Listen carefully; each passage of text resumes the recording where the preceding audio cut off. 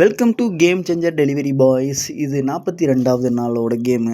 Already Zomato ஒரு 50 நாள் ஓட்டியிருந்தோம். அதேமாரி ஒரு அமௌண்ட் எடுத்திருந்தோம். அதேமாரி ஸ்விக்கியில் எவ்வளோ எடுக்க முடியும்னு கம்பேரிஷன் பண்ணுவோம். ஓகேங்களா? இது காலையில் பிரேக்ஃபாஸ்ட் சாப்பிட்றதுக்கு அம்மா மெஸ்ஸுக்கு போயிருந்தேன். அம்மா மெஸ்ஸில் ஃபுட்டு முடிஞ்சுப்பான்ட்டாங்க. அதுக்கு அடுத்து அப்படியே நம்ம ரெகுலராக சாப்பிட்ற இடத்துக்கு போயிருந்தோம். மொதல் ஆர்டரும் போட்டிருந்தாங்க சத்யம் சினிமாவில்.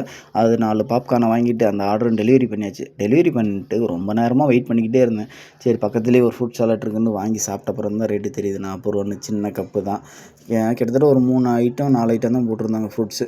அந்தளவுக்கு இல்லை. சரின்ட்டு 2வது ஆர்டர் 1 பை 1ஆகவே எடுத்துக்கிட்டு இருந்தோம். ஆர்டர் கொஞ்சம் ஸ்லோவாக தான் தந்தாங்க.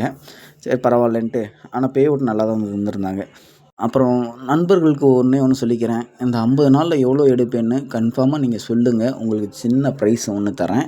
அதில் கண்டிஷன் என்னென்னா, கண்டிப்பாக உங்கள் பேர் உங்கள் கமெண்டில் போட்டுருங்க. ஃப்ரம் எங்கேருந்து பண்ணுறீங்கன்னு கமெண்ட் போடுங்க. அதுக்கடுத்து 3 சப்ஸ்கிரைபர் 3 ஷேர் மட்டும் கண்டிப்பாக பண்ணணும். பண்ணிங்கன்னா நீங்கள் சொல்கிற அமௌண்ட்டில் எக்ஸாக்ட்மெண்ட்டாக ஒரு கரெக்டாக கிட்டத்தில் ஈக்குவலாக இருந்துச்சுன்னா அவங்களுக்கு தான் ஒரு சின்ன ப்ரைஸ் தருவேன். பார்க்கலாம் யார் எடுக்கிறாங்கன்னு பார்ப்போம் கண்டிப்பாக. அந்த இன்ஸ்ட்ரக்ஷன் கொஞ்சம் ஃபாலோ பண்ணுங்கள். மறுபடியும் சொல்லிக்கிறேன். என்னென்னா 3 சப்ஸ்கிரைபர் 3 ஷேர் பண்ணணுங்க. ஃப்ரம்மும் டூவும் கமெண்ட் பாக்ஸில் போடுங்க. இது என்றைக்குமா போடணும்? 45வது நாள் வீடியோக்குள்ளே போடுங்க. எவ்வளோ எடுக்க முடியும்னு பார்ப்போம். உங்களோட கெஸ்ஸிங் வந்து கரெக்டாக இருக்காதுன்னு செக் பண்ணிக்கலாம். ஆல்ரெடி மதுரை, திருச்சி, பெங்களூர் இந்த 3 பேர் வந்து போட்டிருந்தாங்க. ஃப்ரம்னு போட்டு அவங்க பேர்லாம் போட்டிருந்தாங்க. அவங்களுக்கு நன்றி வாழ்த்துக்களும்.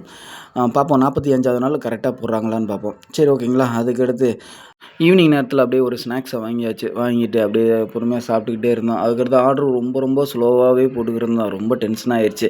அப்புறம் நைட்டுக்கு மேலே ரொம்ப நேரமாக ஆனில் தான் இருந்துச்சு. கிட்டத்தட்ட அரை மணி நேரமாக நான் டிஃபன் சாப்பிட்டு வெளியே சுற்றிட்டு எல்லா வேலையும் பார்த்துட்டு வர்ற வரைக்கும் ஆர்டரே போடல. அப்புறம் ரொம்ப டென்ஷன் ஆயிடுச்சு. அப்புறம் 11 மணிக்கு லாக் அவுட் பண்ணிவிட்டு ரூமுக்கே வந்துட்டேன். ரூமுக்கு வர்ற வரைக்கும் ஆர்டரே போடல. அதுக்கடுத்து லாக் அவுட்டே பண்ணேன். சரின்ட்டு இன்றைக்கோட ஏர்னிங்ஸ்னு எவ்வளோன்னு பார்த்தோம்னா 2080 ஓட்டியிருந்தோம். இந்த வாரமே அந்தளவுக்கு சிறப்பாக இல்லை. ஏன்னா இந்த வாரம் எப்படி ஒரு 18 ரூபா கிட்டத்தில் நெருக்கும். ஆனால் கம்மியாக தான் இருந்துச்சு. சரி ஓகே பார்க்கலாம். இந்த ஆஃபர்னு 3 நாளைக்கு இன்சென்டிவ் எடுக்க முடியும்னு போடுவாங்க. ஆனால் எடுக்கவே முடியாது.